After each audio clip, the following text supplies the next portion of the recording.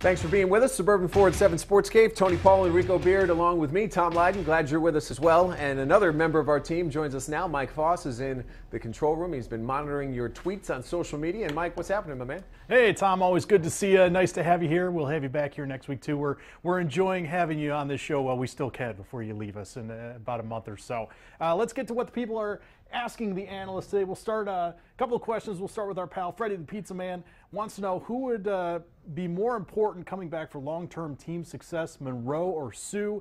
And the other question coming from Jeremiah, is this the panel you get for the Daytona 500 edition of the Cave? Seems odd. There are certainly some changes to the lineup, so guys, let's get your answers to the questions here. But, you know, Tony appreciates NASCAR because he was down south for a little bit, so he gets it. Obviously, this is the Super Bowl of racing, and what's happened with the Busch brothers this week, you know, the spectrum couldn't have been worse for the family. Obviously, Kurt has the issues legally. Kyle breaks his leg yesterday, breaks his foot on his left side. A lot of drama going into that, and it's going to be fun. I appear at the Daytona 500. I'm not a big NASCAR fan, but I'm paying attention. A turn, a watch, they make laps. He's not. But you understand why it's big. Hey, I'll tell you, I didn't even know how big NASCAR was until I lived in Virginia for about a year, and it's big. I tend to be a casual fan. I watch like the last 2-3 laps, see what's happening. But Yeah, that's a big Jeremiah, deal. I'm doing you a disservice. You are, big time. But the bigger question, and I think it's kind of a no-brainer for our man, Freddie the Pizza Man, Monroe or Sue, I think getting Sue back here, long-term success, it's just so different because Sue's so financially crippling. It is. That's why you got to go after Greg Monroe. Because the Lions have been so bad for so long, you're going to have 3 players sucking up 45% of the money if you bring him back, unless Sue gives you a sweetheart deal.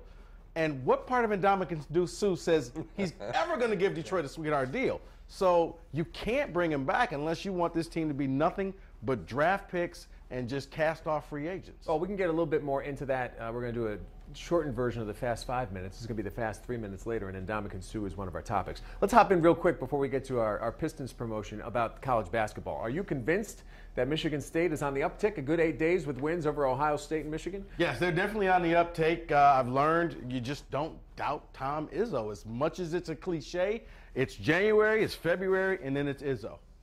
He's Mr. March because he just gets the team. He benches Trice, puts Tum Tum in the lineup, and that's been the difference. And it's been tough to watch Michigan, but are you convinced that Michigan State's going in the right direction? They're going to be a team to play? Michigan, you saw the energy that you're used to seeing the Michigan State team play with. They came right out. They didn't wait around, and they took it right to them. I like the Michigan State team. I actually said here, I think 3 weeks ago, when everyone else on the panel said Michigan State wouldn't make the tournament, I said that they would because this is where Tom Izzo takes them. You know, second half of the season from beyond, that's his time to shine. Yeah, you know, being at Chrysler the other night, all I could think of is how great that game would have been had all of the Wolverines that, quote-unquote, should have been there were there, from McGarry to Robinson to Souskis to Berg. Imagine what that game would have been like in the old days if these two teams had peaked and the guys stayed through the 4 years. It's not that world anymore. Yeah, just a minute. Gary Harris would still be a Spartan. It would have been a very good game, but that game, Michigan State came out and they laid the hammer down early.